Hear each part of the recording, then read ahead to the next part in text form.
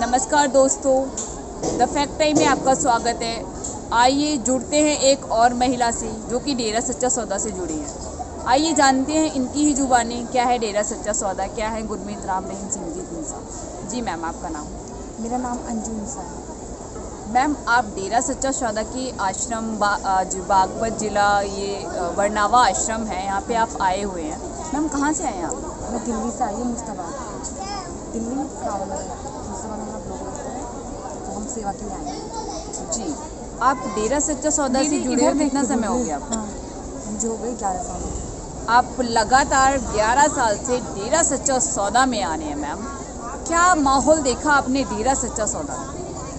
यहाँ पे माहौल एक तो सेफ नज़र आता है। यहाँ पे एक इंसानियत महसूस होती है, मतलब एक दूसरे की हेल्प करना, जो कहते हैं ना इंसानियत, मतलब किसी को दुख को देख के घबराओ मत और खुश मत हो, मतलब उनकी परेशानी समझते हैं, हर इंसान की परेशानी समझते हैं, जीव जंतु तक की समझते हैं, इंसान तो दूर की बात जीव जंतु की परेशानी समझते हैं। और यहाँ पे यहाँ पे एक सच्चाई का पाठ पढ़ाया जाता है, सबसे बड़ी बात। मैम, जैसे कि मीडिया में क्वेश्चन आया था, डेरा सच्चा सौदा में बहन बेटियां सुरक्षित नहीं हैं, क्या आपको लगता है, आप एज अ लेडी आपको लगता है कि आप डेरा सच्चा सौदा में अनसेफ फील करती हो? नो मैम, यहाँ तो सबसे ज़्यादा सेफ फील होता है, सबसे ज़्यादा सेफ फील होता है यहाँ से, तो सेफ इतना होता है, यहाँ तो कहीं फील हो ही नहीं सकता। क्या मर्यादा रहती है आपकी डेरा सच्चा सौदा में? क्या जेंट्स एंड जो लेडीज़ होते हैं वो कंबाइंड रहते हैं या फिर क्या है? आप बता पाएंगे उस मर्यादा के बारे में? भाई अलग रहते हैं, जो जेंट्स लोग होते हैं वही अलग रहते हैं, भाई लोग अलग रहते हैं, वे अपनी अलग सेवा मिलती है, उन्हें अलग सेवा करते हैं, और जो बहनों की सेवा मिलती है वो सब बहनें सेवा करती हैं। जो लेडीज़ है सिर्फ अपने पति को छोड़ के उस सबको भाई समान समझती हैं, और जो बहनें होती हैं वे अपनी मतलब हस्बैंड को छोड़ के सबको भाई समान समझते हैं, भाई कह के बोलती हैं। ऐसा कुछ भी नहीं है, सब कुछ झूठ बताते हैं। यहाँ एक इतना प्यार है ना, तो यहाँ पे आकर देखो इंसानियत को कम दिखाते हैं और उसके विरोध ज़्यादा दिखाते हैं, जो बात नहीं है। Ma'am, saint doctor Gurmeet Ram Rahim Singh ji Insan लगभग 4 साल से समाज में नहीं है, क्या फ़र्क पड़ रहा है समाज में? फर्क देखो, वे बीच से हमारे बीच नहीं है, मगर हमारी सेवाएं तो लगातार निरंतर उस तरह चलती जा रही हैं। मगर हमें थोड़ा फिर भी, जैसे घर में फैमिली होती है, भाई एक मेंबर ना हो तो अच्छा सा नहीं लगता ना, वो वाली बात है बस। हमारे पिताजी हमारे बीच में नहीं है, थोड़ा अच्छा तो नहीं लगता, मगर उनकी सेवाएँ और उनके सारे जो हमें उन्होंने सिखाए हैं, सेवाएं जितनी भी हैं, मानवता भलाई के कार्य बताए हैं, सब कुछ निरंतर चलते जा रहे हैं और पहले से बढ़ चढ़कर चल रहे हैं, और लोग सच्चा सौदा डेरा से और ज़्यादा लोग जुड़ते जा रहे हैं। मैम, जैसे कि आप बार बार एक नाम ले रहे हैं, सेवा। क्या है ये सेवा? इंसानियत की सेवा। क्या करते हैं आप इसमें? इंसानियत की सेवा ये है, देखो जैसे गरीब लोग हैं, अब इस टाइम कितनी ठंड है, किसी के पास कंबल नहीं होती, किसी बच्चे के पास गर्म कपड़े नहीं होते, और ठंड में लोग ठिठुरते रहते हैं। अब बताओ, हमारा जो ग्रुप है संगत का, हमारा जो ग्रुप है, उन्हें ले जाके कपड़े पहनाते हैं, कपड़े देते हैं, गर्म कंबल बांटते हैं। जिनके घर में राशन नहीं होता खाने के लिए, जैसे लॉकडाउन लगा हुआ है, 2 साल से लॉकडाउन लगा हुआ है, किसी के जैसे काम रोजगार बंद हो गया है, देखो उनके घर में राशन नहीं, तो उनके घर राशन पहुंचा के आते हैं। जो गरीब बच्चे हैं, जैसे स्कूल जाना चाहते हैं, उन्हें कॉपी किताब, स्कूल में नाम दाखिला दिलाते हैं, उन्हें मतलब शिक्षा देते हैं। तब आप ऐसे कार्य हैं जो समाज के लिए करते हैं। मैम, आपको क्या लगता है कि डेरा सच्चा सौदा की या फिर गुरमीत राम रहीम सिंह जी इंसा की समाज में आवश्यकता है?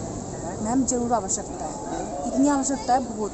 आजकल मतलब हमारे संसार में ना दिन प्रतिदिन अनसेफ फील होता है, मतलब बाहर जाके डेरे से अलग, मतलब जो हमारा ग्रुप है उससे बाहर, दिल्ली में देख लो, कहीं और देख लो, जाके अनसेफ फील होता है। मतलब इतना बढ़ गया है ना, सच्चाई की विरोध इतना बढ़ चुके हैं ना, मतलब हर जगह एक वही क्राइम ही फील होता है, मतलब क्राइम ही होते नजर आते हैं। मगर हम यहाँ सेवा में आते हैं, अपनी संगत से मिलते हैं, देखो यहाँ पे तो एक अपना अपनापन महसूस होता है और अच्छा फील होता है, इसलिए उनका आना बहुत ज़रूरी है। मतलब सब एक रहें, सब इंसानियत को समझे, सब बस मैं क्या कहूँगा, तो बस उनके बारे में तो जितनी बातें की जाए ना उतनी ही कम है। जी मैम, गुरुजी ने वुमेन एम्पावरमेंट के लिए क्या किया? लड़कियों के लिए गुरुजी ने क्या किया? लड़कियों के लिए गुरुजी ने बहुत कुछ किया।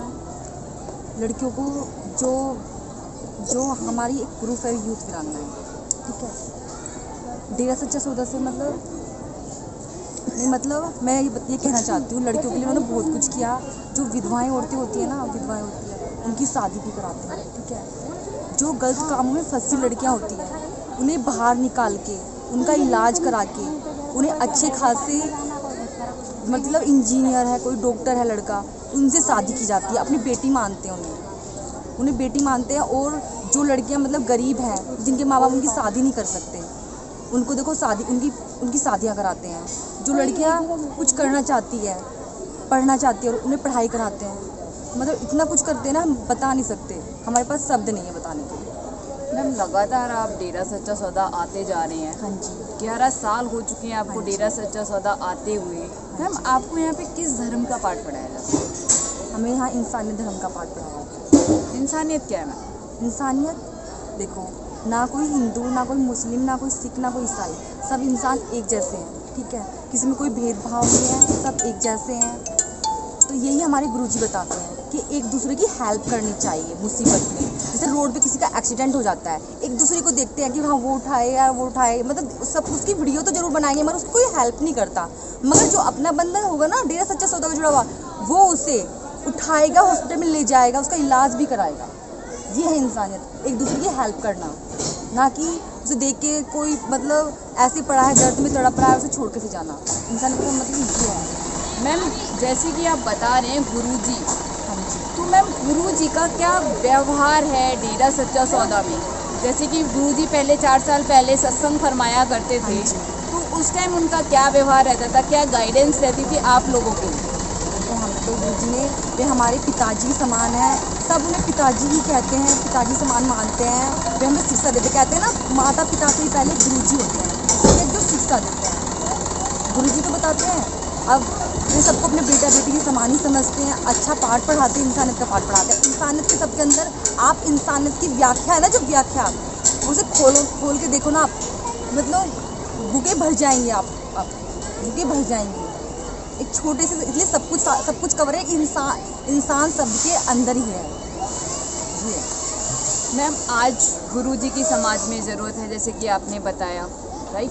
तो मैम आप सरकार से क्या अपील करना चाहेंगी? मैं तो अपील ये करना चाहूँगी, सच्चाई का साथ दे, सच्चाई का साथ दे सरकार, क्योंकि सच्चाई का साथ देते तो आज हमारे पिताजी जेल में ना होते। उनके विरुद्ध एक षड्यंत्र रचा हुआ है, उसके पीछे पता नहीं किस किस का हाथ है, मैं खुद नहीं मुझे नहीं पता, मगर हाँ, क्योंकि जो इंसान इतने अच्छे काम करता है, उसे कौन कैसे जेल में अंदर डाल सकता है, मुझे ये तो बताओ। मतलब इंसान इतने अच्छे काम करते हैं, वो तो कभी मीडिया में नहीं दिखाया, बिल्कुल भी कभी गलत काम को बस मतलब दिखा नहीं रहे। जो आप पिताजी ने करे हैं दिखा नहीं रहे, सिर्फ बोलते रहे। अरे बोल क्यों रहे हो आप? एक जो चिट्ठी आई थी, चिट्ठी के किसी के कहने के मतलब कहने पे पिताजी को मतलब केस के अंदर डाल दिया, मगर कोई सबूत है उसके खिलाफ? बताओ, सबूत तो हमें दिखाओ भी। मतलब ये मनगढ़ंत एक कहानी है, षड्यंत्र है, रचा जा रहा है। कभी मतलब जो पिताजी काम कराते, कभी वो दिखाया, कभी खोल के नहीं दिखाया ना, वो भी तो दिखाओ। ब्लड डोनेट करते हैं, जो हमारे कारगिल मतलब हमारे भाई बंधु जो मतलब पाकिस्तान के बॉर्डर, हमारे हिंदुस्तान के बॉर्डर पे जहाँ सेवा करते हैं, उनके हमारे जो भाई लोग हैं उनके लिए ब्लड डोनेट करते हैं, जो घायल हो जाते हैं उनके काम आता है। हॉस्पिटल में जो प्रेग्नेंट लेडी होती है ना, ब्लड की ज़रूरत होती है, ब्लड नहीं होता, किसके पास जाते हैं? किसके पास जाते हैं? सच्चा डेरा सौदा वाले के पास, हमें ब्लड दे दो। तो कौन सेवा करता है? हम लोग तो सेवा करते हैं। कोई आम इंसान बिना वैसा के पास चले जाओ, बहुत कम सेवा करने वाले हैं, बहुत कम।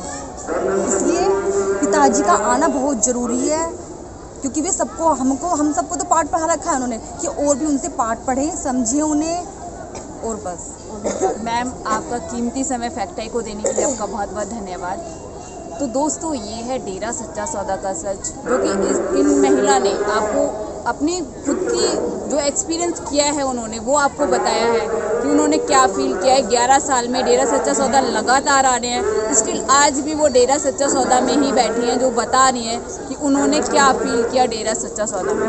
लोगों, आप भी दोस्तों खुली आंखों से ज़रूर देखें और कमेंट बॉक्स में ज़रूर अपनी राय पेश कीजिए कि आपका क्या विचार है डेरा सच्चा सौदा के बारे में।